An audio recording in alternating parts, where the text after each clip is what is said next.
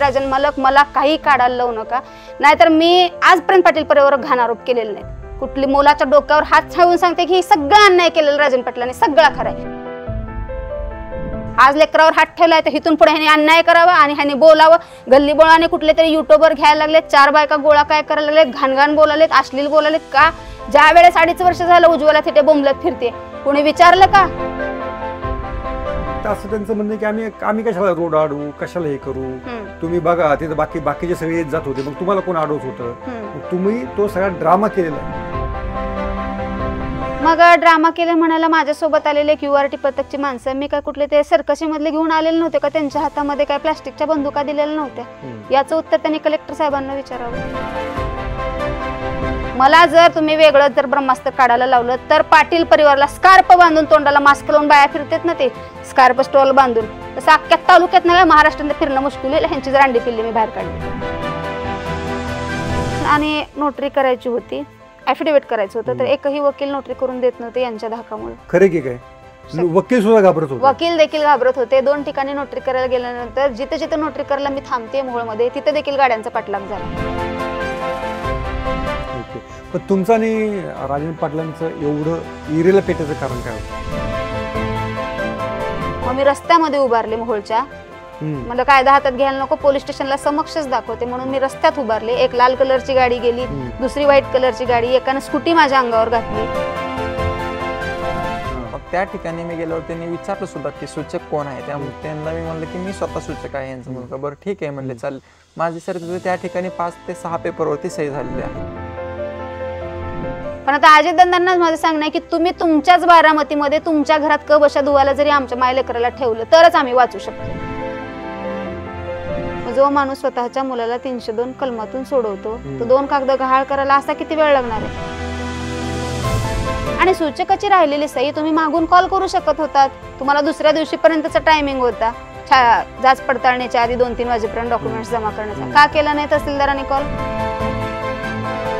माझे मावशीची पोरं असलं प्लॅनिंग करायलेत मला, ह्यांच्या सांगण्यावरनं किडनॅपिंगचा प्रयत्न 4 दिवसापूर्वी. नमस्ते, मी योगेश कुटे, मी मोहोळमध्ये आहे.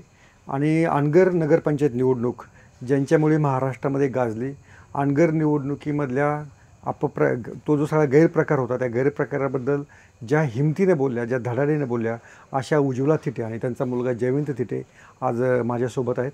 तुमच्या दोघांचंही लेट्सअपवरती खूप खूप स्वागत. मला एक असं विचारायचं आहे की तुम्ही दोघेही लढत आहात, तर हे लढताना कुठे भीती वगैरे वाटते? पाटील परिवाराने केलेल्या अन्यायासाठी एवढं लढत पुढे आली आहे ना, संघर्ष एवढा व्हायला लागलाय की आता भीतीच राहिलेली नाही. आणि सर्व हिसकावून घेऊन गेलेले तर आहेत, फक्त जीव राहिलेला आहे. आज नाही उद्या जीवापेक्षा तर पलीकडे महत्वाचं कुणालाच काही नसतं. बरं. आणि शेवटी तो जरी गेला तर शेवटी जाऊ द्या, आमच्यामुळे निदान इतर लोकांमध्ये हिंमत येईल, त्यासाठी उतरण्याचा निर्णय घेतला. आणि डोळ्यातलं पाणी चाटलेलं आहे आता की कुठला अन्याय झाला म्हणून रडवायचं नाही, लढायचं, ह्या हिमतीनं उतरली. आणि स्वतः आज झाशी राणी लक्ष्मीबाई जसं पाठीवर मुलगा घेऊन फिरत होती, तसं मी फक्त सोबत घेऊन फिरते. आणि शेतकरी नाही, कमरेला कोयतं घेतले, पोराच्या हातात नांगर दिलाय आणि उतरलो लढाईत. काय व्हायचंय ते होऊ द्या सांग. पण याच्यामध्ये तुम्हाला असं वाटतं का की या सगळ्या राजकीय साठमारीमध्ये आपला वापर होतोय, आपल्याला एक हत्यार म्हणून वापरलं जाते, असं तुम्हाला वाटतंय? योग्य प्रश्न विचारलात तुम्ही. आणि कारण हा प्रश्न मला कोणीच विचारला नव्हता आणि हे खूप चांगला प्रश्न विचारला. मी एकतर राजकारणी नव्हते. माझ्यावर झालेला अन्याय, मी 1.5-2 वर्ष झालेलं पाटील परिवाराने केलेला अन्याय, माझे आमदार राजन पाटील, त्यांची 2 मुले विक्रांत पाटील आणि अजिंक्य राणा पाटील, आमचे चांगले घराण्याचे संबंध होते. पण 2 वर्षापूर्वीपासून वाद उफाळला. मग त्यांच्या विरुद्ध जे गुन्हे त्यांनी केलेले ते पोलीस स्टेशनला नोंद केले गेले नाहीत. ज्या केसेस होत्या त्या मिटवण्यात आल्या, पुरावे सर्व मिटवण्यात आले. मग प्रत्येक ठिकाणी दाद मागत गेली. मग यांच्या विरुद्ध मला उपोषण करावी लागली. आज राजन मालकांचं नाव घ्यायला लोक घाबरत होती आणि अजूनही घाबरतात. पण उज्ज्वला थिटेने एवढं डेअरिंग दाखवलं की नाही, ज्यावेळेस कुठलीही आई साधं तुम्ही एखाद्या मांजराच्या पिल्लाला मारलं तर ते मांजर तुमच्या अंगावर येतं. मी तर एवढी मोठी हट्टाकट्टाची महिला आहे, तिचा तर एवढा 6 फूट उंचीचा मुलगा आहे. मग त्याच्यासाठी मग मी पेटायला पाहिजे की नाही. मग मी उपोषण पहिल्यांदा केली. प्रत्येक ठिकाणी दाद मागत गेले, सत्ताधारी माणसांकडे पण गेले, मी विरोधकांकडे पण गेले. माझा प्रश्न अधिवेशनामध्ये पण विरोधी पक्षनेते विजय वडेट्टीवार साहेब मांडणार पण होते. आमची लक्षवेधी लागली होती. 635वा नंबर देखील होता. पण ते देखील काही नेत्यांमुळे ते शक्य झालं नाही. सभागृह देखील मॅनेज करण्यामध्ये आलं. मग दाद मागायची कुठं, म्हणून हिवाळ्या उपोषणाला बसले. उपोषणाला बसल्यानंतर ती पण न्यूज व्हायरल झाली. एक उपोषण झालं, परत 2 उपोषण झालं. तर माझ्या उपोषणस्थळी कुठल्याही नेत्यांना येऊ दिलं गेलं नव्हतं, कुठल्याही माता भगिनी येऊ देत नव्हत्या, भेट द्यायला आले नाहीत. का विद्यमान आमदार देखील, आज विद्यमान आमदाराचं ज्यावेळेस आम्ही उपोषण केलं त्यावेळेस त्यांचं काम होतं घटनास्थळी यायचं. त्यावेळेस माझ्याबरोबरच माझे 4 बांधव अनगर अप्पर तहसील कार्यालय अनाधिकृतपणे अनगरला नेलेलं होतं. त्यावेळेस तेही बांधव माझ्या पलीकडच्या साईडला त्यांचा पण मंडप मारलेला होता, तेही तिथं होते. मग विद्यमान आमदारांचं काम होतं उपोषणस्थळी. तुम्ही तेव्हाचे विद्यमान आमदार हो, तेव्हाचे विद्यमान आमदार माजी आमदार यशवंत माने, मग त्यांचं काम होतं ना उपोषणस्थळी यायचं, भेट द्यायची. कारण जिल्ह्याचा जसा पालकमंत्री पालक असतो तसं तालुक्याचा पालकमंत्री हा आमदार असतो. ते आहे. पण आता ज्या 2 पार्ट्या राजन पाटलांच्या विरोधात लढत आहेत त्याच्या एका पार्टीचं विरोधक म्हणून हत्यार म्हणून तुमचा वापर होतोय का, तुम्ही स्वतःहून लढ्यात उतरलात? मग त्या उपोषणानंतर देखील काही मला ते कुठं न्यायाची भूमिका नाही, म्हणून म्हणलं हे आपल्याला आता जनतेला जागा करावं लागणार आहे की जनतेच्या दरबारात जायचं आणि तिथं न्याय मागायचा आणि तिथं सांगायचं की आपल्यावर काय झालंय ते. मग त्यावेळेस माझ्या माहेरची वगैरे फॅमिली काँग्रेसची आहे आणि आता पवार साहेबांच्या विचाराचीच माणसं असल्यामुळं महाविकास आघाडीचे नेते कोणी का असते ना त्यांचा प्रचार करायचा. मग सिद्धीताई होत्या तर सिद्धीताई असते किंवा संजय अण्णा असते किंवा आता राजू भाऊ होते, ज्यांना तिकीट भेटेल तिथं जायचं ठरवलंच होतं. योगायोगानं तो जायचा वेळ योग आला. फक्त त्यावेळेस उमेश दादांच्याही संपर्कात मी नव्हते. दादाही म्हणले 1-2 वेळा ताई राजकारणाच्या ह्याच्यात आल्यानंतर बदनामीला सामोरं जावं लागणार आहे, तुमची लढाई वेगळी आहे, हे स्वतः उमेश दादांचे शब्द होते. पण राजू भाऊंसोबत आणि त्यांचे मिसेस तृप्तीताई मग त्या म्हणले ताई, मी म्हणलं मला येण्याची इच्छा आहे कारण माझ्यावर झालेला अन्याय मला जनतेला सांगायचा आहे. म्हणून फक्त राजू भाऊंशी आणि त्यांच्या पत्नीशी माझं बोलणं झाल्यामुळे मी त्यावेळेस स्टेजवर आले. मी 8-15 दिवस फिरले. फक्त मी दिवसातून 1 सभा करत होते मोहोळ विधानसभा मतदारसंघाचे. मग रोज 1 सभा केली, जनतेलाही पटलं. मग माझ्यामुळं काही भगिनी, लाडकी बहिणीचा प्रभाव इथं चालला नाही, प्रत्येकाने जनतेने पूर्ण सहकार्य केलं आणि माझं एकटीचं नाही तर सर्वांनी मिळून विजय खेचून आणला. 40 वर्षाची सत्ता गेली, ह्यात आम्ही आनंदी होतो. पण याच्यामध्ये तुम्ही ज्या घटना त्या अनगरच्या सगळ्या सांगतायत त्याच्यावर तुमच्याबद्दल अशी तक्रार किंवा एक आरोप असा म्हणताय तुम्ही सगळं ड्रामाटाईज, म्हणजे एक थोडंसं तुम्ही त्याचं जरा हे केलेलं आहे की सगळं ड्रामा केलेला आहे की असं तुमच्यावर एक आरोप होतो आहे की त्यातला सगळ्यात महत्त्वाचा जो आरोप आहे म्हणजे की तुम्ही मध्ये तुम्हाला अर्ज भरू दिला नाही, तर त्याच्यामध्ये ज्या गाड्या आहेत किंवा वाहतूक बंदी केलेली आहे, हे केलेलं आहे. तर ते असं त्यांचं म्हणणं की आम्ही कशाला रोड अडवू, कशाला हे करू, तुम्ही बघा तिथं बाकीचे सगळे जात होते, मग तुम्हाला कोण अडवत होतं, मग तुम्ही तो सगळा ड्रामा केलेला आहे असा एक आरोप होतोय. मग ड्रामा केलं म्हणायला माझ्यासोबत आलेले QRT पथकची माणसं, मी काय कुठले ते सर्कशी मधले घेऊन आलेले नव्हते का, त्यांच्या हातामध्ये काय प्लास्टिकच्या बंदुका दिलेल्या नव्हत्या? याचं उत्तर त्यांनी कलेक्टर साहेबांना विचारावं. कारण कलेक्टर साहेबांच्या आणि दुसऱ्या अधिकाऱ्यांच्या आधी कॉन्टॅक्टमध्ये जाण्यापेक्षा 2-3 दिवस मी यांना प्रोटेक्शन मागत होते. मी शिकली सवरलेली, मी BA झालेली मुलगी, मी गेली 2 वर्ष झालं माझे SP-ना मेल असतात, DYSP-ना असतात, कलेक्टरला असतात आणि CO ला असतात अनगरच्या आणि तहसीलदार साहेब ह्यांना असतातच. मी प्रोटेक्शन मागत होते SP सरांना, ॲडिशनल सरांना स्वतः भेटले, तर गेल्या 8 दिवसापूर्वीपासून भेटले, देतो म्हणायचे, जावा पुढं म्हणायचे आणि येत नव्हते. मग आता मी तिथली स्थानिकची 23 वर्षाची रहिवासी आहे, आत्ता 1-2 वर्ष नाहीये, तिथले कुणीतरी 4 लोक माझ्या संपर्कात असतील ना. 10 तारखेपासून त्यांनी महिला बसवून ठेवलेल्या होत्या अनगर नगर पंचायत कार्यालयामध्ये. 10 तारखेपासून ते आता लास्ट डेट पर्यंत की येऊ द्यायचं नाही, आणि जरी आली तरी पुढं मागं 25-25 बायका रांगेत उभं करायच्या, अश्लील भाषा शैली काहीतरी करायची, हातवारे करायचे, की ॲट्रॉसिटी व्हायला भाग पाडेल असं करायचे. कितीतरी शेतकऱ्यांच्यात कामाला महिला जाऊ दिल्या नाही त्या माणसांनी आणि महिला तिथं बसवून घेतल्या गेल्या. आज शेतकऱ्यांचं 10 दिवसात नुकसान झाले. आज मी स्वतः शेतकरी आहे, एखादं टोमॅटो पिकला असेल तर ते दुसऱ्या दिवशी काढावंच लागते ते गाभोळं झाल्यानंतर. पहाटे 5 वाजता तुम्ही कसे काय पोहोचलात तिथं? निवडणूक अधिकारी कसं काय? ते आधी काय झालं, 1-2 दिवस आधी SP सरांना सांगितलं, सर असे रस्ते जाम झालेले आहेत, मला जाता येई नाही, असं व्हायलंय, काय करू? तर SP सर म्हणायचे मी देतोय प्रोटेक्शन, पण मोहोळचे पोलीस म्हणायचे आम्हाला ऑर्डरच येत नाही. म्हणजे हे तिथं काय गफलत होती ते तेच कळत नाही. इकडून मंजूर व्हायचं आणि इथं दिलं गेलं जात नव्हतं. मोहोळ पोलीस स्टेशनवाले म्हणायचे आम्हाला मिळालं नाही. मग फॉर्म भरण्यासाठी कागदपत्रांची पूर्तता नव्हती, कागदपत्र मिळत नव्हते, म्हणून कलेक्टर साहेबांना सांगितलं. कलेक्टर साहेब म्हणले मी मिळवून द्यायला सांगतो. आणि मोहोळ पोलीस स्टेशन आणि नोटरी करायची होती, ॲफिडेव्हिट करायचं होतं, तर एकही वकील नोटरी करून देत नव्हते यांच्या धाकामुळे. खरे की काय? वकील सुद्धा घाबरत होते, वकील देखील घाबरत होते. 2 ठिकाणी नोटरी करायला गेल्यानंतर जिथे जिथे नोटरी करायला मी थांबते मोहोळमध्ये तिथे देखील गाड्यांचा पाठलाग झाला. गाडी नंबर ES 1444 विशाल नाही, बालाजी भडकवाडची गाडी होती. नाही त्या गाडीमध्ये विशाल बसलेला चोपडे. विशाल चोपडे नावाचा मुलगा माझ्याच गावातला आहे, माझाच पाठलाग करतोय, तो मला ओळखू येत नाही काय. ब्लॅक कलरची जरी गाडी असली तर ड्रायव्हिंग कोण करतं हे कळतं ना. तो दिसत होता, मी त्या गाडीचा बिन चप्पलचं पाठलाग देखील केला तर तो पुढे निघून गेला. असे कितीतरी गाड्या मी 2 दिवस स्वतः पाहिल्या आणि मला ते व्हिडिओ प्राप्त झाले. ते व्हिडिओ मग मी दाखवले. परत एके दिवशी देवडी मार्गे SP सरांनी जायला सांगितलं, म्हणून मी तसं गेले तर तिथं सुद्धा 12 गाड्या पाठलाग केला. मग मी रस्त्यामध्ये उभारले मोहोळच्या, मला कायदा हातात घ्यायला नको, पोलीस स्टेशनला समक्षच दाखवते म्हणून मी रस्त्यात उभारले. एक लाल कलरची गाडी गेली, दुसरी व्हाईट कलरची गाडी, एकानं स्कूटी माझ्या अंगावर घातली. हे देखील व्हिडिओ मी लाईव्ह मध्ये केले फेसबुकला. तसंच पोलीस स्टेशनला गेले, तिथं मी आवाहन केलं, सर न्यायाधीशांना पण आवाहन केलं आणि CM साहेबालाही म्हणलं तुमची लाडकी बहीण फॉर्म भरायला येते तर तिच्या अंगावर गाड्या घालण्यात यायलेत, हे कुठं गेलंय तुमचं, काय करते प्रशासन. आत गेले तर मला पोलीस स्टेशन मध्ये इतकं माझ्यासोबत गलिच्छ वागणूक करण्यात आली, तिथं धक्के मारून मला काढण्यात आलं, ते पण व्हिडिओ व्हायरल झाला.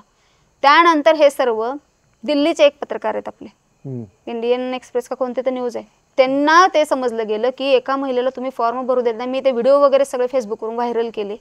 मग त्यानंतर तिथून त्यांनी निवडणूक आयोगाला सांगितलं, मग ते पुन्हा कलेक्टरला फोन, पुन्हा कलेक्टर साहेबांनी SP, असं ती यंत्रणा हल्ली तितकी. मग तेवढी यंत्रणा हल्ली की त्या महिलेला एकच मत पडू द्या तिचं, पण तिचा अधिकार आहे ना तो. ते दिल्लीच्या पत्रकारांनी आम्हाला इतकं ह्याच्यावर घेतलं, मला कॉल केला, सर्व ते इंग्लिशमध्ये बोलत होते पण इतकं परफेक्ट मला समजलं नाही, हिंदीत बोलले. ताई म्हणले आम्ही असा असा प्रश्न विचारला आणि तुमची उद्या सोय होईल. मग तिथून कशी यंत्रणा हल्ली मलाही माहित नाही. आम्हाला फक्त पहाटे 5ची वेळ कशी काय ठरली? पहाटे 4ला फोन आला, कुठून कशी सेटिंग होतं माहित नाही, आणि म्हणले ताई तुम्हाला पटकन ह्या नंबरची गाडी आहे, पटकन बसायचं त्या गाडीत आणि निघायचंय. आम्हाला माहिती नव्हतं की QRT पथक आमच्या मागे आहे काय नाही, फक्त तुमचं लोकेशन ह्या नंबरला सेंड करत राहा. आम्ही आमचं माय लेकर उठलो, सेंड केलं लोकेशन आणि त्या नंबरने आम्ही निघालो. फक्त म्हणले तिथे गेल्या गेल्या परिस्थिती बघून 112ला कॉल करा. मी गेल्या गेल्या तिथे 112ला कॉल केला. मग मला माहिती झालं की माझ्या मागे पुढे QRT पथक आहेत. मग तिथं 112चे पथक आले. पोलिसांनी तुम्हाला सांगितलं पहाटे 5 वाजता जा म्हणून? मला अज्ञातच नंबरवरून कॉल आला, मोठ्या व्यक्तीचा कॉल आला, IPS अधिकारीच होते ते, त्यांनी कॉल केला. स्वतः कलेक्टर साहेबांनी कॉल केला की मॅडम आम्ही तुमच्या कागदाची पण पूर्तता तिथे गेल्या गेल्या होईल, मी सांगितलंय. मग COचा रात्री 11 वाजता मेल आला की तुमचा शौचालयाचा दाखला वगैरे आहे ते मॅडम 200 आणि 300 रुपये पावती ऑनलाईन भरता का, उद्या आम्ही आल्याला देतो. मी म्हणले कॅश पेमेंट देईन मी. मग 11 वाजता CO साहेबांनी मेसेज केला, आल्याला तुम्हाला कागदपत्र दिली जातील. म्हणजे कलेक्टर साहेबांनी तेवढं त्याच्यामध्ये एक आहे की त्या तुझा अर्ज बाद झाला त्याच्यावर तुझी सही नव्हती. नाही सर, मी आता खरं तर माझी आई माझा एवढा जीव धोक्यात घालून मी तिथं खास करून तो सूचकाची सहीसाठीच गेलो होतो. मुळात म्हणजे माझा तिथं जाण्याचा रोलच एक होता की सूचक म्हणून मीच सही करणार. कोणती आई एवढं जीवाला धोका असताना एवढं पोलीस प्रोटेक्शन घेऊन जावं लागत असताना कोणत्याही मुलाचा जीव धोक्यात घालून तिथे जाऊन घेऊन जाईल. मग त्या ठिकाणी मी गेल्यावर त्यांनी विचारलं सुद्धा की सूचक कोण आहे, त्यामुळे त्यांना मी म्हणलं की मी स्वतः सूचक आहे यांचा मुलगा. बरं ठीक आहे म्हणले, चालेल. माझी सर तिथे त्या ठिकाणी 5 ते 6 पेपरवरती सही झालेली आहे. मग सूचकाची सही माझी तिथे अशी कशी राहून जाईल, मी तर सूचक म्हणूनच गेलेलो होतो. आणि जर माझ्याकडून जर सूचक म्हणून सही राहिली असेल तर त्यांनी अर्ज तिथं पडताळणी जे छाननी असते त्या ठिकाणी त्यांनी का चेक केला नाही, त्याने अर्ज घेतलाच कसं काय, सूचकाची सहीच नाही तर अर्ज कसं काय त्याने घेतला, ही त्यात मोठी सगळ्यात मोठी गोष्ट ना ती. पण त्यांनी दाखवलं ना की सूचकाची सही नाही म्हणून त्याच्यावरती. हे बघा पाटील परिवारांपाशी आता हे सांगण्याचं योग हे नाहीये, पण ज्यावेळेस मी याच्यासाठी माफी मागायला जात होते, स्वतः राजन मालकांचे शब्द होते, तुझं पोरग गोंधळ खूप करायला, डांगडिंग करायला, काय तर भाषाशैली वापरली, 302 कलमातनं मी माझी पोरं सोडवलेत, असला आलेपणा माझ्यापाशी चालणार नाही. मग जो माणूस स्वतःच्या मुलाला 302 कलमातून सोडवतो तो 2 कागद गहाळ करायला असा किती वेळ लागणार आहे. आणि अर्जाची छाननी अनगरमध्येच होती, अधिकारी 7 वाजता बॅगा गुंडाळून घरी येणार ना, तो ते जे कागदपत्र ठेवतात ते कपाट तिथंच होतं, त्या कपाटाच्या चाव्या तिथंच होत्या, ते सगळं पूर्ण अंडर तिथं अनगरमध्येच होतं ना. CCTVचे कॅमेरे जरी चालू असते तर बटन बंद करायला किती वेळ लागते. जिथं पुरलेल्या माणसांची आज हाडं कुठं सांगा तुम्हाला सांगितलं तर उकरले तर तिथं सापडतील, एवढं सगळं आम्हाला माहिती आहे त्यांचं, पण ते हा बघ नाहीये काढण्याचा. मग ती माणसं 2 कागद गहाळ करायला वेळ किती लागते. बरं तरी हे जाऊ द्या, जरी गहाळ राहिलं, बँकेत तुमच्या अकाउंट आहे त्याच्यावर एक 2000 रुपये आहेत, तुम्ही नाव टाकता, बँके अकाउंट नंबर टाकता, त्याच्यावर सही नाही केलं तर कॅशियर तुम्हाला पैसे काढू देईल का, देतोय का. मॅडम सही राहिली, सही करा मग तुमचे पैसे देतो. मग ह्यांचं काम होतं ना. आमचं जे बरं, आम्ही काय 8 दिवसाला 15 वर्षाला 5-5 वर्षाला आम्ही निवडणुका लढवतोय का की बाबा ह्यांना अनुभव आहे म्हणाला. आम्ही कशाच्या आजपर्यंत फॉर्म भरलेत, एक वकिलाला नाही आमच्या सोबत साधं फॉर्म भरण्याच्या वेळेस. इथं चेकिंग केलं होतं स्वतः कलेक्टर साहेबांनी आमचे डॉक्युमेंट्स चेक केले होते. आम्ही त्यांना PDF पाठवले होते. सगळं ओके मॅडम म्हणले. तिथं गेल्या गेल्या शौचालयाचा दाखला मिळेल आणि नवीन प्रमाणित यादी मिळेल 10, 11, 25 प्रमाणेची आणि ते घ्या, बेबाकी दाखला घ्या आणि फॉर्म सबमिट करा. मग तिथे गेल्या गेल्या यंत्रणा हल्ली दिले. मग लक्षात घ्या, गुगलवरून पहिली यादी आमची होती, त्याच्यामध्ये प्रभाग होता 5, नंबर होता 1042. मग आमचं ते पहिला हित सेट केलेल्यामध्ये तो क्रमांक होता आणि त्यांनी दिलेल्या कागदावर मी तो माझा रेग्युलर टाकला. आणि नगर अध्यक्षपदाची निवडणूक ही जनतेत नव्हती, प्रभागाचा संबंधच नव्हता. बरोबर आहे, काय विषय आहे, प्रभागाचा संबंध नाही. आणि सूचकाची राहिलेली सही तुम्ही मागून कॉल करू शकत होतात. तुम्हाला दुसऱ्या दिवशीपर्यंतचा टायमिंग होता जाच पडताळणीच्या आधी 2-3 वाजेपर्यंत डॉक्युमेंट्स जमा करण्याचा. का केला नाही तहसीलदारांनी कॉल, निवडणूक अधिकाऱ्यांनी? सचिन मुळीक साहेबांना आज माझा विचार. अर्ज तुम्ही तिथे भरला का आधी भरून? तिथे भरला. हे तुमच्याकडे आधी अर्ज नव्हता? अर्ज इथं जे आपण ऑनलाईन भरतो, जे नोटरी वगैरे ते ह्यांनी करून दिलेलं वकील साहेबांनी ॲफिडेव्हिट, त्या सगळ्यांवर आमच्या सह्या होत्या. तिथं गेल्यानंतर त्यांनी अजून 3 पेपर मला दिले, त्यांच्या समोर भरावे लागतात ते. मग सूचकेची सही जर हितच केलेली चालत असती तर घरातनं पोरग नेलंच नसतं ना. तिथं तर जीव जाण्याचे आमचे होते. मग स्वतः मी माझ्या लेकराचा जीव का धोक्यात घालू? ते सूचकाकडे पाहतात आणि मग खाली सही घेत असतात. म्हणून तर ह्याला नेलं. बरं, ह्याला काय कुठं बांधून पोत्यात नेलं होतं का, वेश बदलून नेलं का, अमेरिका जपानवर येणाऱ्या म्हणून थांबला होता? 6 फूट 1 इंच तर ताड माड पोरग नेलंय समोर. ह्यांचं काम नव्हतं सही करून घ्यायचं जर राहिली असेल तर. बरं, ते पण जाऊ द्या. जर राहिली तर त्रुटी स्फुटीने ह्यांना तिथं द्यायची होती. तर इतके 11 वाजता मेल केलेत मला की असं असं उद्या या, तुम्हाला डॉक्युमेंट्स दिले जातील. मग त्याच मेलवर ह्यांना रात्री 11 वाजता न काय सांगायला काय झालं, मॅडम सही राहिले, काहीही करा पण येऊन सही करून जावा. हे काम कोणाचं होतं? CO सरांचं. तर काय केलेत, आपल्यावर यायला नको म्हणून दुसऱ्या दिवशी पडताळणी किती 4 वाजता 4 वाजता बंद घराला जाऊन लावलेत. माझ्या अनगरमध्ये मी राहत नाही, 2.5 वर्ष होत आली. तर त्या बंद घराला जाऊन ती नोटीस लावली की तुमची सही राहिली आणि इथं कोणी उपलब्ध नाही म्हणून 5 वाजता डिक्लेअर करून टाकली. फोन वगैरे काय केलं? नाही. मेल कसा केलाय त्यांनी? शौचालयाचा दाखला ज्यावेळेस मी ऑनलाईन मागितला CO सर बदर साहेबांना, तर ते काय म्हणतात, 2 वर्ष झालं तुम्ही पुण्याला राहता, इथले शौचालय तुमचं वापरात नाहीये आणि मग इथला तुम्हाला दाखला आम्ही कसं द्यायचा? हसण्याची गोष्ट आहे. एखादी व्यक्ती पुण्यावरून इथं यायचं का टॉयलेट यूज करण्यासाठी? मग याने आम्हाला दाखला देणार का? म्हणजे तो मेल ह्यांना करता येतो आणि तुमची सही राहिली सांगण्याचा मेल करता येत नाही. ओके, पण तुमचं आणि राजन पाटलांचं एवढं इरेला पेटायचं कारण काय होतं? मी म्हणून मी नाही, आज त्यांचे देव न करो असं कधी हो. माझ्यासारखे 3 मुले आहेत त्यांना, 2 सुना आहेत, 6 बहिणी आहेत, भाच्या आहेत त्यांना, नातू आहेत माझ्या मुलासारखे. आज राजन पाटील परिवारांना आईपेक्षा दुप्पट प्रेम करणारी चुलती होती त्यांना. त्यांना लहानपणापासून लाडकं कोडकं वाढवलेला, सगळ्या बहिणींचा, आया बहिणींचा, सगळ्या महिलांचा वावर होता. तरीही एवढा लाडाकोडात वाढलेला माणूस आज 64 वर्षाचे आहात आणि तुमच्या मुलीच्या वयाच्या स्त्रीच्यावर तुम्ही अन्याय करता, तिच्या घरातले संसार उद्ध्वस्त करता, तिच्या मुलावर ॲट्रोसिटी करता, तिचं शेत जाळून टाकता, तिचं ऊस बिल कपात करता, तिचं मतदारातनं नाव गायब करता, सगळे तिचे मूलभूत जगण्याचे अधिकार हिसकावून घेता. देव न करो तुमच्या मुलींवर अशी कधी वेळ येऊ. मग कुठली स्त्री गप्प बसेल? तिच्या समोर मी काय, पोराच्या अंगावर 150, 200 लोक मारायला येतात तुमची. कुठली आई म्हणेल द्या मला 10 लाख रुपये, मी वान मारा माझ्या पोराला? किती आता फॉर्म भरताना सुद्धा ह्यांनी मला 5-5 कोटीचे ऑफर दिलेले. आज त्यांनी माझ्यासमोर माझ्या नातेवाईकांना आणले, मला किडनॅपिंगचा माझ्या नातेवाईकांनी सुद्धा प्लॅन केला. माझ्या माहेरी माझ्या आईला बहिणीला सांगायले, माझेच मावस भाऊ जातात, तिला सांग समजावून 48 तास तिच्यापाशी राहिलेत, फॉर्म भरू देऊ नको, हिथं आई आजारी पडली म्हणून सांग, मग ती हिथं येईल चक्क. मग तिनं आतमध्ये आईला बघायला गेली की बाहेरून कडी लाव, मी तोपर्यंत 5-7 माणसं घेऊन येतो आणि तिला पटकन असं उचलतो आणि गाडीत टाकतो आणि 4 दिवसांना पुन्हा आणून सोडतो. माझे मावशीची पोरं असलं प्लॅनिंग करायलेत मला, ह्यांच्या सांगण्यावरनं किडनॅपिंगचा प्रयत्न 4 दिवसापूर्वी. हे जेव्हा मी त्यांच्याशी बोललो तेव्हा त्यांनी एक वाक्य विचारलं, त्यांना फक्त सांगावं हे सगळं तुम्ही जे बोलता आहात, तुम्ही जे सगळं सांगतात हे फक्त मला मुलाच्या डोक्यावर हात ठेवून सांगा, तुम्ही जे बोलता ते सगळं खरं आहे. आजच सांगते, ह्यातला एक आणि एक शब्द अनगर सिद्धाची शपथ, माझा मुलगा आजही 15,000 रुपयानं कामाला जाते. आज कुणाच्या 5 रुपयाच्या ह्याच्यात जरी मी असले ना, यांच्या चहा पाण्याच्या फक्त आज राजू भाऊंच्या आणि उमेश दादा आणि कुठलेही तुम्ही आज म्हणलात तर फक्त प्रत्येकाच्या माणुसकीच्या नात्याने चहा पाण्याच्या मिंद्यात आहे. उज्ज्वला थिटे आजही कामाला जाते, तिचा मुलगा आजही 15,000 कामाला जाते. पाटील परिवाराने केलेला अन्याय माझ्या लेकराच्या डोक्यावर हात धरून सांगते की सगळा आणि सगळा खरा इतपत. इतके दिवस 23 वर्ष त्यांच्या कावर विरोधात गेले नाही. ज्या वेळेस अन्याय 21/2/2023 रोजी चालू झाला ना, ह्यांना माणसासमोर बोलता येत नाही, तारका सुद्धा झोपीत विचारावं मी कधी कधी कुठल्या केसेस केलेत ती. आज पायाची चप्पल तुटली तर 2 रुपये चप्पल घेताना 10 वेळेला विचार करते मी. स्वतःच्या मुलाच्या डोक्यावर हात ठेवून सांगणं इतका तरी तुमच्यासारखे हे नाही राजन मालक, मला काही काढायला लावू नका. नाहीतर मी आजपर्यंत पाटील परिवारावर घाण आरोप केलेले नाहीत. कुठली मुलाच्या डोक्यावर हात ठेवून सांगते की सगळं अन्याय केलेलं राजन पाटलांनी, सगळं खरं आहे. दादा म्हणते तर आता राजन पाटीलच म्हणत असते.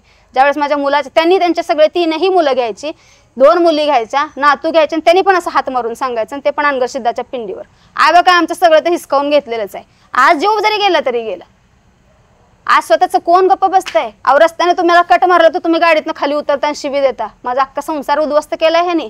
इथून पुढे तर कशीच माफ करत नसते, लक्षात घ्या. 5 कोटी 10 कोटी काय माझी 6 कोटीची प्रॉपर्टी तुमच्या दारात ठेवली आहे मी, आणि उज्ज्वला थिटेला विकत घ्यावा असा पैसाच नाही आहे तुमच्यापाशी, आणि लाईफ टाईम ह्यांच्या विरोधात राहणार आहे जोपर्यंत जीव आहे तोपर्यंत. मग क्षेत्र कुठलंही असू द्या, राजकीय असू द्या, कायदेशीर असू द्या, नाही तर क्षत्रिय असू द्या, ढाल तलवार घेऊन पोरगण आई समोर आहे म्हणून लक्षात घ्या.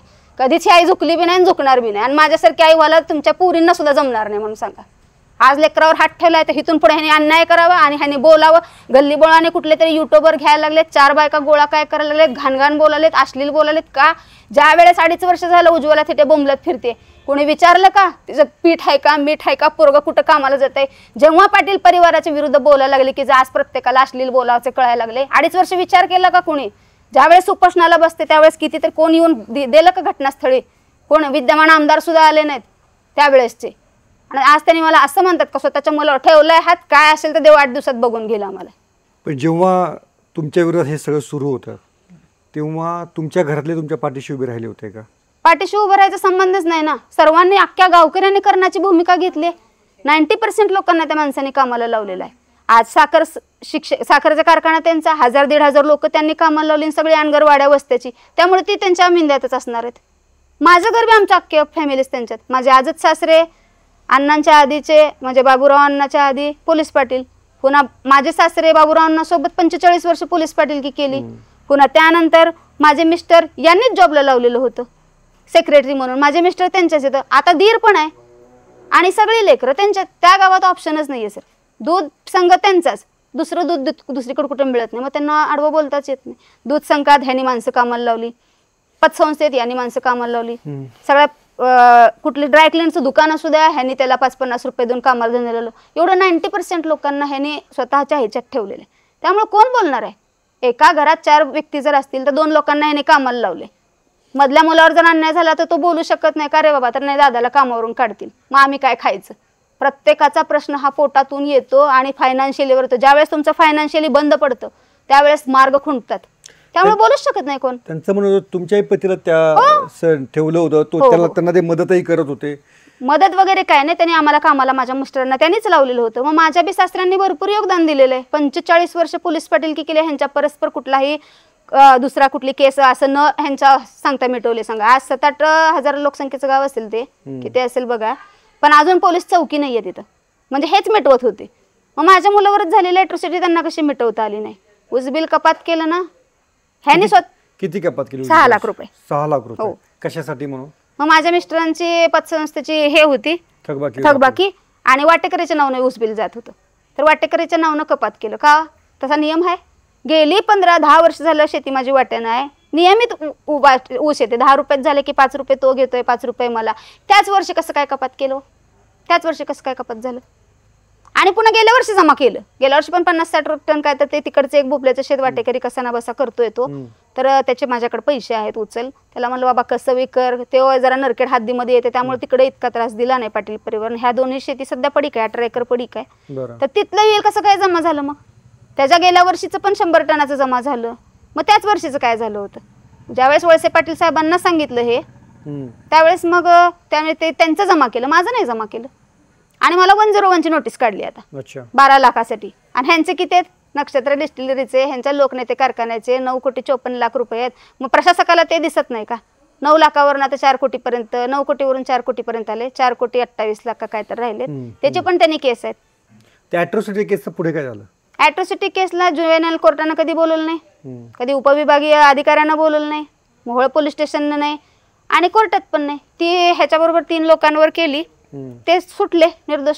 आणि ह्याच्यावर केसच नाही, फक्त अॅट्रॉसिटीचा दाखल्यावर टाकण्यापुरतं केलं. म्हणजे मला आजपर्यंत कुठंच बोलवण्यात आलं शाळेच्या दाखल्यावर अॅट्रॉसिटीचा मात्र अॅट्रॉसिटीचा उल्लेख केला, पेपर आउट माझी न्यूज केले, A to Z सगळं पेपरला माझी न्यूज आली की ह्या मुलावरती अॅट्रॉसिटी आहे, आणि त्याच्यानंतर मला आजपर्यंत अजून देखील कोणत्या कोर्टाची नोटीस आलेली नाही. आणि माझ्यासोबतचे जे साथीदार होते त्यांची मात्र त्यांनी काय सेटलमेंट करून हे करून ते करून त्यांनी निर्दोष मुक्तता करून घेतली. ज्या व्यक्तीनं आमच्यावरती अॅट्रॉसिटी टाकली त्याच व्यक्तीने अॅट्रॉसिटी मागे घेतली. फक्त त्या अॅट्रॉसिटी व्यक्तीनं मागे घेतल्यानंतर त्या तिघांचे नावं काढले आणि माझं नाव ठेवलं. हा, मग माझं नाव अजून पण कोर्टात आहे, पण मला अजून कुठं काय बोलवण्यात आलेलं नाही. काय पुढे काय तपास नाही, काय नाही सर, काहीच नाही. नीलच आहे ते. 17 वर्ष 4 वर्ष महिन्याच्या मुलावर करताच आले नाही. फक्त ते दाखल्यावर टाकायचं आणि फ्युचर बर्बाद करणं एवढंच होतं. आज त्याने अंगठ्याच्या पिंडीवर हात मारून सांगावा मी 2 महिने त्यांच्या बुटासेत पाय धरलेत की नाही. ते म्हणतात तुम्ही त्यांच्याकडे कधी गेलेच नाहीत, कधी ती मी आता ठेवला ना हात मुलाच्या. ती मला मुलीसारखी आहे. म्हणण्याचं गोष्ट काय असते, म्हणण्याचं काय. त्यांनी एकदा तरी मग त्या दिवशी किती माणसं पाठवली वर नगरपंचायत मध्ये, मी मिटवाला माणसं पाठवली ही म्हणले का त्यांनी. तिच्या घरी मी माणसं पाठवायला लागलोय. माझी आई 64 वर्षाची आहे, ती 3 दिवस झाले जेवण करत नाही. तिला मी येताना एक फोटो देऊन आले, दोघांचा असा काढलाय. आई हे बघ मला शरण जाणं होणार नाही, आज तुझ्या समोर बघून घे म्हणलं. काही आमचं झालं तर झालं, एक हार घे आणि लावून ठेव, नव्हती तुला मुलगी असं समज. ही मी असं स्वतःच्या आईला बोलून आली आहे. मी ह्याचे 4-2 रुपये मला काय विकत घेणार आहे तो. तुमच्या आई तिथेच त्याच गावात? माझ्या आई इथे सोलापूरला, मोठ्या बहीण सांभाळते तिला. पण आता हा जो संघर्ष आहे, या संघर्षामध्ये आता तुमचं आर्थिक व्यवस्थापन कसं असतं, कमाईचं काय तुमचं? आता मुलगा जातोय बिल्डरच्या इथं कामाला. आता आम्ही महाराष्ट्रभर पब्लिश झालोय. आम्ही जिथं राहत होतो तिथं आम्हाला कोणी ओळखत नव्हतं. मी स्वतः तिथं भाजीपाला दूध वगैरे आणायला जात होते, पण आता पूर्ण पब्लिश माझा चेहरा झालाय. मला आता एक खंत वाटली तुमच्या माध्यमाच्या समोर सांगा. आता हे तर सगळीकडे हे झाले, माझे जे घर मालक आहेत लिंगायत आहेत, लिंगायत समाज घाबरत असतो जरा. आता तो मला माणूस ठेवेल का उद्या? हो, एवढ्या मोठ्या माणसाशी ह्या बाईचा लढा आहे म्हणल्यावर तो माणूस हिथं येऊन आमच्या बिल्डिंगला काय करेल म्हणून उद्या घर मालक मला ठेवणार आहे का? ज्या बिल्डरकडे हा कामाला जातो तो ह्याला म्हणणार आहे, त्यांना माहिती होतं आमचे वाद वगैरे आहेत पण एवढे हाय असं काय माहित नाही. आता सगळीकडे पब्लिश झालंय. आता ते माणूस माझ्या मुलाला कामाला ठेवणार आहे का? थोडी गोष्ट विचारून बघा. तिथं माझी एक छोटी बहीण आहे, पाहुणी म्हणून मला 8 दिवस ठेवून गेली, 2 महिने ठेवून गेली. तिला तिच्या घरी सासू सासरे दीर आहेत, तिने किती दिवस ठेवून घेणार आहे? म्हणजे आता आमचं भविष्य काय हे आम्हाला माहिती आहे का सांगा? आता हे बघा, देवेंद्रजींना आणि अजित पवार दादांना मला एवढंच सांगणं की तुमच्या लाडक्या बहिणीला मी सगळा जो होत असलेला अन्याय आज तुमच्या माध्यमातून सगळ्या जगासमोर मी आणलाय. देवेंद्रजींना सांगणं, लाडकी बहीण आता तर जास्तच उपरी होणार आहे. आता तर हा माणूस तर 28 एकर कशीच विकू बी देणार नाही, कसू तर देणारच नाही, विकायला तर यूज देतच नाही, कसायचं तर लांबच राहिलं. आता सगळं एवढं ही झालंय. आता तर ती बुडालीच म्हणून समजायचंय मला. पण नव्यानं आयुष्य सुरू करायचं म्हणलं तर कुणाच्या दारात जायचंय मी आता फक्त हे सीएम आणि डीसीएम आज अजितदादांनाच आहे, तुमच्या पक्षाचं आज मी हे घेतलेलं आहे, तिकीट घेतलं, तुम्ही मला तिकीट दिलं, त्याच्यातून मी लढले, आता उभा राहिले, जे काय होईल ते होईल. पण आता अजितदादांनाच माझं सांगणं आहे की तुम्ही तुमच्याच बारामतीमध्ये तुमच्या घरात कबशा धुवायला जरी आमच्या मायलेकराला ठेवलं तरच आम्ही वाचू शकतोय. कारण आता बारामतीशिवाय आम्हाला सेफ एरियाच नाहीये. कारण ह्या माणसाचे हात लांबपर्यंत गेलेले आहेत, कुठेही कधी मारून टाकलेलं कळणार नाही. त्यांचं आणखीन एक असं तुम्ही मुलाखतीमध्येच ते पाहिलेलं आहे की त्यांचं म्हणणं होतं की मी ते तुम्हाला जी मदत केली ते तुम्ही विसरलेला आहात आणि विनाकारण कोणाच्या तरी नादी लागून त्यात उमेश पाटलांच्या नादी लागून तुम्ही हे सगळं असं बोलतात. तर या आरोपाला तुमचं उत्तर काय? मग ज्या वेळेस विधानसभेचं इलेक्शन झालं तेव्हापासून आतापर्यंत 11 महिने झाले. मी एका तरी स्टेजवर कुठे दिसले का पाटील परिवाराने मला दाखवा. मी जर पॉलिटिकल असते तर राजूभाऊ निवडून आले 23 नोव्हेंबरला, उद्याच वर्ष होईल. हा, तर ह्या 23 नोव्हेंबर पासून ते आजपर्यंत गेल्या 11 महिन्यात उज्ज्वला थिटे कुठल्या स्टेजवर गेली, कुठल्या आमदार साहेब निवडून आले, त्यांच्याबरोबर कुठल्या रॅलीमध्ये दिसली? एक विजयोत्सव रॅली आम्ही फक्त केली 23 नोव्हेंबरला. त्याच्यानंतर राजूभाऊ बरोबर दिसले कुठं उमेश दादा सोबत दिसले? तालुका बचाव समितीचे इतर माझे बांधव आहेत, कधी कोणासोबत दिसले का? जनतेसोबत दिसले. फक्त राजूभाऊंनी 1-2 वेळा अधिवेशनात प्रश्न मांडायचा म्हणून डॉक्युमेंट्स द्यायला 2 वेळेला गेले त्यांच्या घरी, त्यांच्या पत्नी समेत फोटो वगैरे काढले. आणि उमेश दादा जिल्हाध्यक्ष झाले तेव्हा त्यांना एक बुके घेऊन स्वागत करायला आले. एवढे 2 वेळेला उज्ज्वला थिटे दिसले 11 महिन्यात. मग ह्यांनी जर मला सांगणारे असते तर उठता बसता यांच्या मागे 2-2 मिनिटाला फोटो दिसले असते माझे. आता ह्या आठवड्यात 2-3 फोटो दिसले असतील जनतेला. मीडियावर आता सोशल मीडियावरच जग चालतं सगळं. त्यांनी दाखवावं ना, सिद्ध करावं की मी 8-8 दिवसाला ह्यांच्यासोबत दिसते, त्यांच्यासोबत, आणि ह्यांनीच शिकवते. आणि विशेष मला नाही वाटत की मला काय इतकं बी मी गावंडळ आणि अडाणी असेल. कुठल्याही पक्षाचं लगे मी ऑफर घेतली असते, कुठलंही पद घेतलं असतं ना. आता उमेश दादा जिल्हाध्यक्ष होऊन 3 महिने 4-6 महिने झाले, कुठलंही पद द्या दादा मला म्हणले असते. शरदचंद्र पवार साहेबाच्या तुतारीचे उमेदवार होते राजूभाऊ, त्यांच्याकडे गेले असते, भाऊ मला कुठलं तरी पद द्या, मला इथं मोहोळमध्ये राहायचं आहे म्हणले असते की नाही? मग राजकारण हे माझं पॅटर्नच नाही ना, कुठल्याही पक्षात गेले असते. कुठलाही पक्ष मला घेईल एवढी तर मी थोडी तरी कॅपेबल वाटते की नाही तुम्हाला? गेले असते का नसते? मग राजकारण्यांचा ऐकायचं काय संबंध आहे माझा? संबंध ह्या लोकांचा काडी मात्र पोराच्या डोक्यावर हात ठेवून सांगते, मला कुठल्याही नेत्यांनी शिकवलेलं नाहीये, कुठल्याही नेत्यांना नाही. तुम्ही असं करा तसं करा किंवा असं करा. लढाई माझी आणि ही सगळी बांधव माझ्यासोबत येणार पण होती. त्या दिवशी त्यांनी पदयात्रा काढायचं पण ठरवलं, पण मी मला नाही. आज मी मानवी हक्क आयोगात जाते, लिकूर घेऊन मुंबईला एकटी जाते, बाल हक्क आयोगात जाते एकटी जाते, साखर संकुलला जाते एकटी जाते, प्रशासकांकडे जाते एकटी जाते, प्रत्येक ठिकाणी पत्रकार परिषदा घेते, एकटं करून मी जाते. कुणीही म्हणावं कधी बॉडीगार्ड घेऊन उज्ज्वला तिथे फिरती. वडवळच्या पहिल्या सभेत त्यांचे बॉडीगार्ड होते, ती मला फक्त न्यायला आलती. आणि उज्ज्वला तिथे फक्त आणि फक्त स्वतःच्या पोराला घेऊन एकटी फिरते. आता पण मला आमदार साहेब एका शब्दात, आमदार साहेबांच्या गाडीत जायला मला किती वेळ लागला असतो फॉर्म भरायला? किती वेळ लागला सा? ते तर संविधानिक वरच्या पदावर आहेत राजकीय. आमच्या तर गाडीवर कोणी दगड बी टाकला नसता. एवढं फौज फटण्याची काय गरज होती? मला सर्वसामान्य नागरिक म्हणून फॉर्म भरायचा होता, म्हणून मी दिमाखात गेले. कारण माझ्यासारख्या दुसऱ्या महिलांनी ताकदीनं उभं राहावं. डोंगर मोठा असतो पण चढायला लागलं ना तो छोटा होत असतो. ज्यावेळेस तुम्ही शिखरावर जाता त्यावेळेसचा विजय हा तुमचा स्वतःचा असतो. त्यावेळेस भले तुम्ही पडता, काटे लागतात, टोचतात, पण ज्यावेळेस सर करताना त्यावेळेसचा आनंद वेगळा असतो. म्हणून मी स्वतःच्या हिमतीवर जायचं ठरवलं. तुम्ही जे सोशल मीडियामध्ये तुमचे व्हिडिओ वगैरे दाखवले ते कोण मग शूट करत होतं? कधीचे?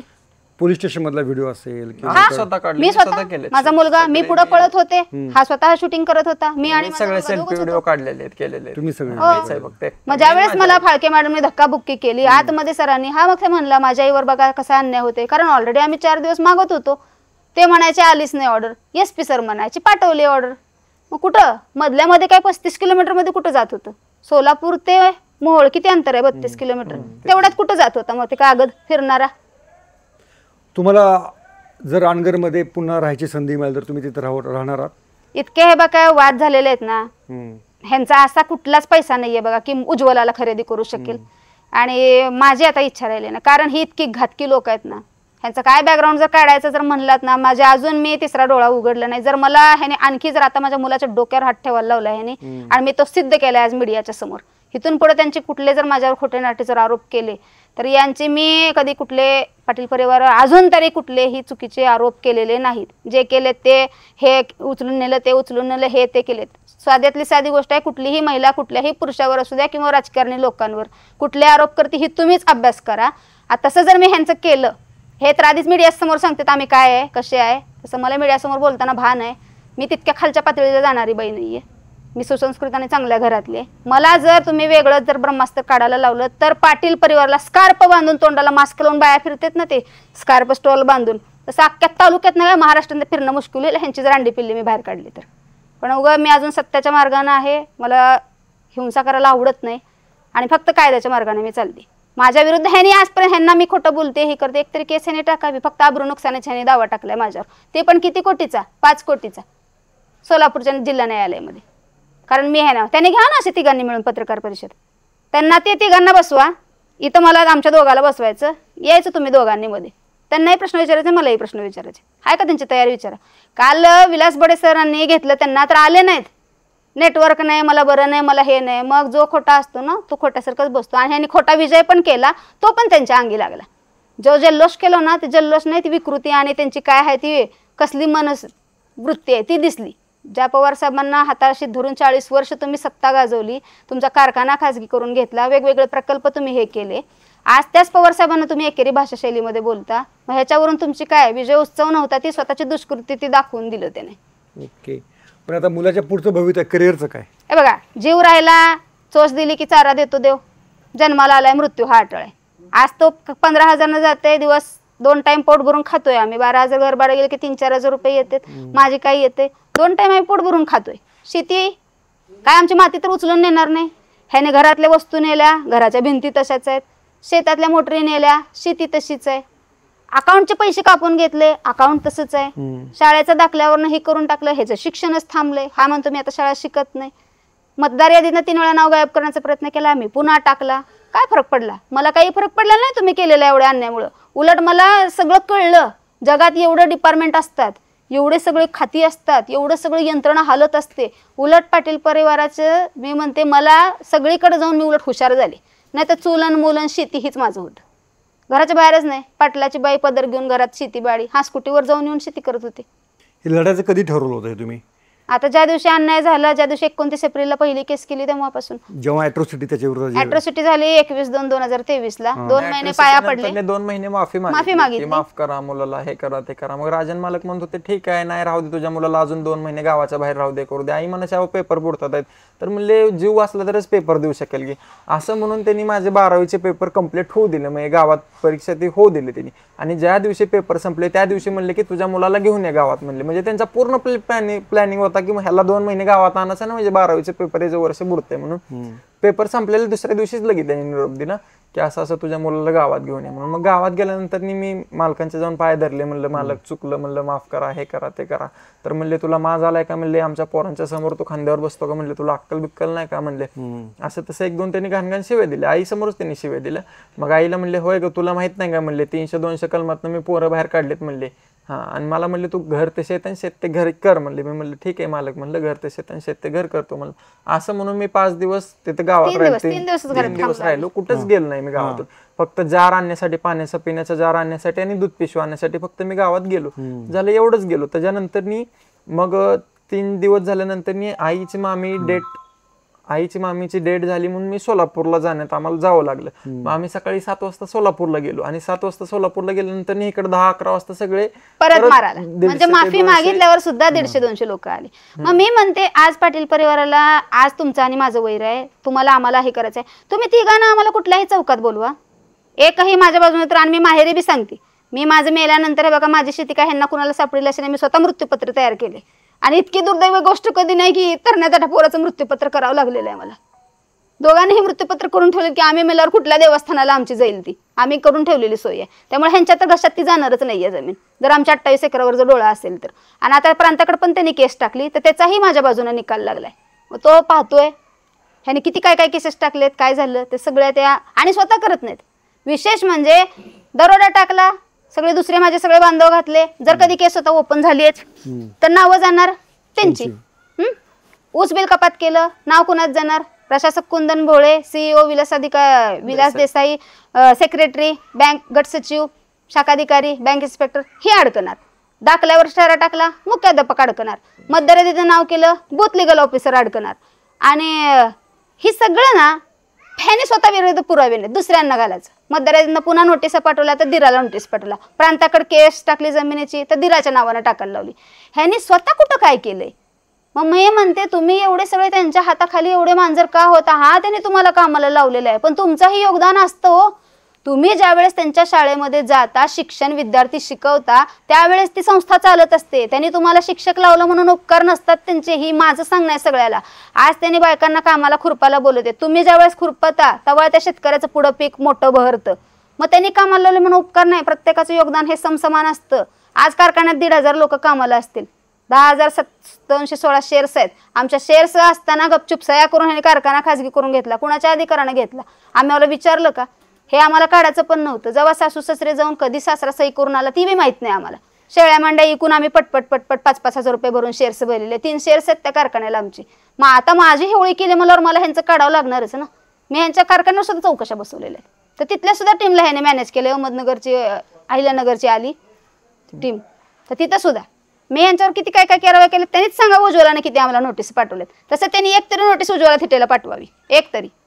तुमचा संघर्ष करण्याचा पवित्र पुढच्या काळात पूर्ण आहे. मी बघा आज तर मुलाच्या डोक्यावर हात ठेवलाय मी, इथून पुढे तर कसलंच नसते बघा. मी त्या दिवशी पण मी फॉर्म भरायला गेले, माझे अनेक नातेवाईक पाठवले, माझी भावकी पाठवली. मी प्रत्येकाच्या पदर घेऊन आपले पाया पडले, सगळ्यांचं स्वागत केले. म्हणलं हे बघा मिटवायचं आहे ना, ठीक आहे नगराध्यक्षपद मला द्या. मी स्पष्ट आज सांगते तुम्हाला, त्यांनी मुलगी सुनेला उभा केले ना, आज मुलीला उभा करू द्या. सुनेला मागं घ्यायला फॉर्म, हिथंच विजयीचा गुलाल उधळते आणि जाते निघून. आणि थांबत बी नाही, चाव्या तुमच्यापाशीच राहू द्या, चाव्या सगळ्या तुमच्यापाशीच राहू द्या नगराध्यक्ष. माझे मी पुण्याला करून खाते. हे कोण बोलायला? मी स्वतः बोलली. तुमच्याशी कोणाशी? आता माझे खूप नातेवाईक होते. आणि विशेष म्हणजे ज्या महिलेनं माझ्यावर हरकत घेतली, सरस्वती भागवत शिंदे, ते भागवत शिंदे पण आले होते. मग तो माणूस मला येते मिटवाला आणि तासाभरानं स्वतःच्या बायकोला फॉर्म भरायला लावेल. त्या सरस्वती शिंदेनं फॉर्म भरला कधी? तिनं माझ्यावर हरकत घेतली, माझ्यावर निवडणूक अधिकाऱ्यांनी नाही छाननीमध्ये अर्ज बाद केला. सरस्वती शिंदे बाई, तुम्ही मीडियाच्या समोर पदर घेऊन असं बुळका घेऊन त्या बाईला बोलायला लावता. ॲटलिस्ट तिचं शिक्षण एज्युकेशन तिला चांगलं शिकवा. तरी ती म्हणते आम्ही राजन मालकाचीच माणसं आहोत आणि आम्ही त्यांच्याच विचारानं चालणारी आहोत आणि मी फॉर्म काढून घ्याले. अहो नीट शिकवा तरी. फॉर्म भरला त्यांनी म्हणले की त्यांच्या राजन मालकांच्या विचारानं आम्ही फॉर्म भरला. कोणता म्हणजे माणूस असं म्हणाल की माझ्या सुनेच्या विरोधात तू माझ्या विचारानं फॉर्म. एक तर म्हणताना काय म्हणतात आमची बिनविरोध होणार, कुणी भरणार नाही. मग सरस्वती शिंदेनं फॉर्म एवढी कुठं तिच्यामध्ये पॉवर आली हो की उज्ज्वलाची प्राजक्ताची सरळ सरळ लढत होती. सरस्वतीला उभा केलं कधी? आपण निवडणूक अधिकाऱ्यांना देतो अर्ज, त्यावेळेस फोटो काढतो. माझा फोटो पब्लिश झाला, प्राजक्ताचा फोटो पब्लिश झाला, सरस्वतीचा का फोटो पब्लिश झाला नाही? ती महाग ट्रॅजेडी बघा ना, का लपून ठेवलं तिला? तिचा अर्ज आला कधी? तिचे कागदपत्र मग आम्हाला का दाखवले नाहीत? मी तर स्पष्ट सांगितलं सर छाननी उद्या आहे, आम्ही आज एवढा बंदोबस्तात आलो, आम्ही उद्या येऊ शकत नाही, आमचे डॉक्युमेंट्स कंप्लीट आहेत. आणि जर VC असेल तर VC आम्ही जॉईन करू, म्हणजे तिथं आपण जात पडताळणी. तर नाही VCची तरतूद नाही मॅडम. मग मी म्हणलं कसं मग? तर बघा कोणतरी वकील पाठवा. मी मला दबावपोटी कोणी येणार नाही सर, तुमच्यावर विश्वास आहे, माझे डॉक्युमेंट्स क्लिअर आहेत, जरी काय असेल तर मला कॉल करा. तिथं ऑन रेकॉर्ड कॅमेऱ्यात हे माझे शब्द झाले असतील रेकॉर्ड, तर हे सचिन मुळीक साहेबांनी आम्हाला दाखवावं. आणि सचिन मुळीक साहेब तुमचं काम होतं, गेली 2 वर्ष झालं माझे तुमचं बोलणं आहे. तुमच्या प्रत्येक केसेस बाबत मी सारखं तुम्हाला हे राहिलं सर ते राहिलं, मी ईमेल पाठवते. मग त्यांचं काम होतं की मला पाठवायचं. दाखला मागते शौचालयाचं तर म्हणता इथं तुम्ही राहत नाही, कसा दाखला देऊ? म्हणजे टॉयलेट यूज करण्यासाठी पुण्यावर नाही यायचं आम्ही रोज. आणि अडवणूक तुमची सगळी त्या प्रकारे. हा अडवणूक. मग आणि आमची सही राहिली म्हणून त्या बंद घराला जाऊन त्रुटी लावली. मग ह्यात कोणा अडकणार? अधिकारी अडकतात, ह्यात पाटील परिवार अडकत नसते. पण तुम्ही न्यायालयात गेला होता का याच्या विरोधात? आता यांच्या विरोधात कुणा पाटील परिवार हे अर्ज बाद होण्याच्या विरोधात हो गेले ना. आता काल कंप्लीट केलं, 24 तारीख दिलेली. ओके 24 नाही तर 25 दोन्हीपैकी काय तर निकाल येईल. पण हा संघर्ष अवघड याची तुम्हाला कल्पना आहे? अवघड खूप आहे, भविष्यात ही खूप अवघड आहे. आता तर ही कसं तुम्ही आज आता 8-4 दिवस सगळेजण येचाल बसचाल, नंतर कोण येणार नाही, नंतर कोण येणार आहे? खरी ही मात्र खरी गोष्ट आहे. म्हणजे सत्य आता परिस्थिती आहे एकदम ना. फोकस आहे, महत्वाची इलेक्शन आहे, लोक मग मीडियावाल्यांचं पण असंच असतं, नंतर ते दुसऱ्या कोणत्या तरी प्रोग्राम मध्ये अडकणार. विशेष म्हणजे सर मी आज इथं 10 तारखेपासून आले, माझ्या माहेरी राहिले 4-5 दिवस. तिथं पण मला जरा मागास इकडं तिकडं माणसं मला दिसली. माझ्या सोलापूरला पण माझ्या बहिणीची मुलगी कॉलेजला वगैरे आहे. मला पण जरा निदर्शनास आलं बाबा आपलं राहणं इथं धोक्याचं आहे, आपल्यामुळे आपल्या बहिणीला त्रास होऊ शकतो. म्हणून तिथून मी इथं दादांशी वगैरे कॉन्टॅक्ट केला की दादा मग आम्हाला इथं. तर मला ह्या मोहोळमध्ये 2 खोल्या दिल्या हो कोण? उज्ज्वला थिटे म्हणले की, म्हणजे एवढा ह्या माणसाचं दाख की ते माणसांना देऊ वाटतं, मनातून वाटतं बाबा त्यांना 2 दिवस राहायला जागा द्यावी. पण पुन्हा त्यांच्या मुलांना काहीतरी जाता येता त्रास होत असतो, कुठं तर गाडी पंक्चर होत असते, कुठं तरी कोण माणूस कामाला असतो, त्यांचे नातेवाईक असतात. मग त्यासाठी लोक 2 खोल्या देण्यात मला आता, कारण मला 1-8-4 दिवस इथं राहायचं म्हणून. बरोबर. एवढी दहशत आहे ह्यांची. तुम्ही 2024च्या ज्या विधानसभा निवडणुकीमध्ये आमदार यशवंत मानेने तुमच्यावर आरोप केला होता की तुम्ही काहीतरी आर्थिक आता 10-15 दिवसापूर्वी बोलले ते, की त्याच्यामध्ये कितपत तथ्य होतं? त्याच्यामध्ये कितपत तथ्य? मग माझे आमदार साहेबांनी काय करायचं होतं, 150 लोकांमध्ये उज्ज्वला थिटे एक बहीण होती, मी बहीण मानत होते. 150-200 लोकांमध्ये माझ्या अब्रू घालण्यापेक्षा 1.5-2 लाख माणसांची सभा तरी घ्यायची ना. ऍटलिस्ट त्यांच्या समोर तर माझ्या कमीपणा करायचा. कुठल्या गल्ली बोळातले चॅनल गोळा करता, त्याच्यासमोर माझ्यावर आरोप करता. मी इतके दिवस गेल्या वर्षी मी त्यांना पैशाची मागणी केली, ह्यांच्याकडनं पैसे एवढे भेटालेत. तुम्हाला समोरचा व्यक्तीचा 10 रुपये देत असेल तर तुम्ही दुसऱ्या व्यक्तीपाशी 20 रुपयाची मागणी कराल ना. मी ह्यांच्यापेक्षा कमी कशाला मागेन? ह्यांना मी ही गाडीन ती गाडीन हे म्हणले त्यावेळेस त्यांनी त्यावेळेस पण मी मिटवायच्याच भूमिकेने गेलेले होते. कारण राजकारण आपलं पॅटर्न नाहीये, आपल्याला त्या व्यासपीठावर जायचं आहे, एकदा मानेसाहेबांना बोलू. कारण मानेसाहेबांनी सोलापूरचे एक नेते आहेत राष्ट्रवादी काँग्रेसचे, त्यांच्यापाशी निरोप द्यायला चालू केला. ते माझ्या बहिणीच्या दिराचे मित्र आहेत. मग ते म्हणले एकदा जाऊन बघून याला काय हरकत आहे, म्हणून मी गेले.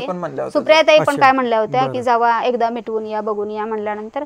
तर त्यांनी काय म्हणले तुमच्या 11 तोळे सोनं गेले तर 22 तोळे सोनं देऊ. आमच्या दोघांच्या मध्ये असा टेबल होता, आम्ही गेल्या दोघांचे टेबल त्यांच्या मोबाईल त्यांच्या टेबलवर ठेवले. बघा माने भाऊ म्हणलं तुम्हाला वाटेल की आम्ही काय शूटिंग करतो का काय? नाही ताई एवढं नाही. जवळजवळ आम्ही 6:15 ऑफिसमध्ये बसलेलं 7:15 पर्यंत 2-2.5 तास आम्ही चर्चा तिथे केली. हे भरून देतो ते भरून देतो. आणि पाटील परिवारांनाच आज म्हणते राजन मला तुम्हाला ते यशवंत माने असलं बोलले ते कधी तर ना त्यांनाच ते व्हिडिओ दाखवते मी. ती आणि आमचं आणि राजन मालकाचं भांडण मिटवायला ना हे अवतीभोवतीचेच लोक आहेत. आमचं मिटवू नये म्हणून त्यांनाच ते वाटतंय असं झालंय. असे रेकॉर्डिंग आहेत की स्वतः टीका केलेली, म्हणजे खूप टीका केलेली. ते राजन पाटील परिवार ऐकून सुद्धा ते शॉक होतील. आपण 5 वर्षात ज्या माणसाला आणलं हिथं निवडून दिलं ती आपल्या विरोधात असं बोलते. मग ते तुमच्या समोर गोड गोड गोड बोलते तर पण ते मागं तुमच्याविषयी काय टीका करते ते आम्हालाही माहिती की हितले नव्हते, कुठं आलेले, आमच्या अनगर्षित गल्लीत त्यांचं घर आहे दाखवलं, इकडं त्यांनी कशी कुठं शेती घेतली, कसं मतदारात नाव काढलं, कसं 3.76च्या वेळीस जिथं मांडवलीचा अड्डा आहे मोहोळ पोलीस स्टेशन, आज काय कारवाई करायची करा माझ्यावर, आज स्पष्ट बोलते, मांडवलीचा अड्डा आहे ते मोहोळ पोलीस स्टेशन. तिथं त्यावेळेस एक मुलगी बसली होती. आता एखाद्या महिलेचं नाव मीडियासमोर घेणं चुकीचं आहे, पण एक युवक मुलगी होती, काय त्याच्याकडून चुका झाल्या असतील, काय असतं तारुण्य असतं झाले असेल गेलं असेल, तर तिची केस मिटवण्यासाठी कुठनं कशी मशनी आणल्या, पैसे मोजण्यासाठी मशनी आणल्या गेल्या, पैसे मोजण्यासाठी, हे आम्हाला यशवंत मानेने सांगितले. हे सांगू पाटील परिवाराला मला तसलं इकडून तिकडे लावी करायची मी बाईच नाही आहे. ती जी आहे ती स्पष्ट अशी आहे समोर, आणि कुठल्याही नेते मंडळी मला कधीही सांगत नाही आणि बोलत नाही. त्यांचा एक आरोप आहे की हे जे सगळं घडून आणलं याच्या पाठीमागे एका बडा नेता आहे, त्यांचा रोग तो अजित पवारांकडे. मग ते असं अजितदादांना फोन करून विचारावं की नंबर असेल त्यांच्याकडे. आता धडधडीत चॅलेंज द्यायला लागलेत, नाद करायचा नाही आमचा, दादांचा एकेरी उल्लेख, मग तोच फोन लावायचा, का हो दादा तुम्ही ह्या महिलेच्या मागे आहात का म्हणून, का अजितदादांच्या प्रत्येक सभेत मला बघितलंय काय कधी. हे जे प्रशासन हल्लं, तुम्हाला जे संरक्षण मिळालं, गावकऱ्यांचं सगळं ठरलं होतं आणि म्हणजे त्यांचा रोग अजित दादांकडेच आहे की त्यांनी सगळे फिरवलं. काल आता ही गोष्ट बातमी आतली आहे, मग जायचं पवार फॅमिलीकडं, त्यांना सिल्वर ओक माहिती, त्यांना त्यांचं मोदी बाग माहिती, त्यांना काटेवाडीचे त्यांची घरं माहिती, 40 वर्ष रक्तात शरद पवार साहेब, रक्तात शरद पवार साहेब, पवार फॅमिली म्हणता, मग त्यांची घरं माहित नाहीत का, जावा की विचारून या उज्ज्वला थिटेला तुम्ही सपोर्ट केलाय का म्हणून. तर या उज्ज्वला थिटे लढण्याच्या निर्धारात ते आहेत आणि त्यांचं म्हणणं ते खरं आहे की हा मीडिया फोकस हा काही दिवसांपुरता आहे आणि खरं त्यानंतर त्यांची ती लढाई सगळी इथून पुढे तुम्ही सांगा. आज तुम्ही मीडियावाले येत आहे, आज 2 वर्ष झालं प्रत्येक चॅनलला न्यूज, साधे युट्यूबच्या चॅनलला न्यूज मध्ये होतं तर त्या लोकांना यांनी धमक्या दिल्या हो आणि प्रत्येक व्हिडिओ प्रायव्हेट करायला लावले, आणि आता तेच लोक बोलवून माझ्याविषयी कसले अश्लील बोलायला चालू केले. तर करू द्या, मला फरक पडत नाही. मी एकच जर ब्रह्मास्त्र यांच्या विरुद्धचं काढलं तर यांचं काहीच राहणार नाही, तोंडाला मास्क बांधून फिरायची वेळ येईल यांना. तर तुमच्या या संघर्षाला यश मिळावं आणि तुमच्यावरचा अन्याय दूर व्हावा अशी प्रत्येकाची इच्छा असेल. नाही आता आमचा एकच माझं गृहमंत्री साहेबांना निवेदन आहे तुमच्या माध्यमातून. आज गृहमंत्री साहेब तुम्ही ऐकत असाल तर बघा, लाडकी बहीण म्हणून योजना म्हणून तिच्या पदरात 1,500 रुपये देण्यापेक्षा ती सुरक्षित आहे का आधी बघा. आज त्या सर्वसामान्य महिलेला तुमचं QRT पथक आलं, BSF आलं, तुमचं 58 लोकांची फौज आली आणि मला सुरक्षितरित्या आज होम डिपार्टमेंटचंच हे काम आहे. तुमचे उपकार खरंच मी तुमचे आभारी आहे की होम डिपार्टमेंटनं आम्हाला तिथपर्यंत नेलं, तिथपर्यंत व्यवस्थित आणलं. आज रश्मिताई शुक्ला तुमचीही मी आभारी आहे. माझा मुलगा सुद्धा ह्याने पुण्यामध्ये किडनॅप करण्याचा प्रयत्न केला, ती सुद्धा मी रश्मिताई शुक्लांना जाऊन सांगितलेलं आहे की ताई गेले 1.5 वर्ष झालं मी तुमच्यापाशी येते, मी फक्त कायद्यानं जाते. आज रश्मिताईंना म्हणावं मी भेटले नाही. आज महाराष्ट्राच्या सर्वोच्च पोलीस दलातील सर्वोच्च पदावर आज एक महिला बसली, मी तिथं पण गेले. ह्यांच्यासारखं गुंड घ्यायचं, टवाळकी कुठं तर करायचं, अश्लील बोलायचं, मारामारी करायची असल्यातले आम्ही नाही. गुंड काय आम्हाला गोळा करता येतील. पण महिला म्हटलं की अनेकदा तुम्हाला वेगळ्या समस्येला सामोरं जावं लागतं. ते म्हणजे अनेकांच्या त्या महिलांचं जे मत चारित्र्यावरतीच लोक संशय घेतात किंवा असं बोलतात, तर तो अनुभव तुम्हाला पण आला? मला आता ह्या जास्त तर आत्ता यायला लागलाय, ज्यावेळेस पाटील परिवाराविरुद्ध बोलायला लागले कीच लोक मला असं बोलतात. नाहीतर वैयक्तिक हे बघा, समोर कुत्रा भुकायला लागलेलं असलं तर तुमच्या हातात काठी असली, दगड असला, ते उगारलं की ते पळून जात असतं. त्यामुळे तुम्ही स्त्री आहात, तुमचा पदर तुम्ही नीट चाकून राखून ठेवला ना, कुठला पुरुष चुकीचा नसतो आणि सगळे पुरुष हे चांगले असतात. आपण काय मी हे म्हणत नाही, प्रत्येकाला नावं कधी कोणी ठेवायची नाही. तुमच्यावर पण वागणं तुमचं डिपेंड असतं. प्रत्येक कुठल्याही महिलांना मी नावं ठेवत नाही, पुरुषांनाही ठेवत नाही. आपल्याच धमक आहे ना, आपल्याला त्या गाडीत बसायचं नाही, विषय संपला. मी ह्या मताची बाई आहे. बरोबर. तर या उज्ज्वला थिटेंना त्यांच्या लढाईला आपल्या सर्वांच्या शुभेच्छा. तुम्ही धन्यवाद लेट्सअपशी संवाद साधल्याबद्दल. धन्यवाद. सोशल मीडियाच्या भाऊ गर्दीत विश्वासार्हतेने चकाकणारे नाव म्हणजे लेट्सअप मराठी. सगळ्यांना, सगळ्या नागरिकांना ती स्पीच, ती लेट्सअप वरील मुलाखती म्हणजे विचारांचा खजिना. त्यानंतरच्या निवडणुकीमध्ये मला सोडून गेले. बातम्या केवळ वस्तुस्थिती सांगणाऱ्या, न प्रोपगंडा, फक्त जनतेचा अजेंडा. क्योंकि आने वाला कल जाने वाला है, जाने वाला कल आने वाला है. राजकारण, मनोरंजन असो की क्रीडा क्षेत्र, महाराष्ट्राची स्पंदने संवेदनशीलतेने टिपणारे माध्यम म्हणजे लेट्सअप मराठी. जगासोबत एक पाऊल पुढे राहण्यासाठी लेट्सअपचे ॲप, सोशल मीडिया आणि वेबसाईट सोबत कनेक्टेड रहा.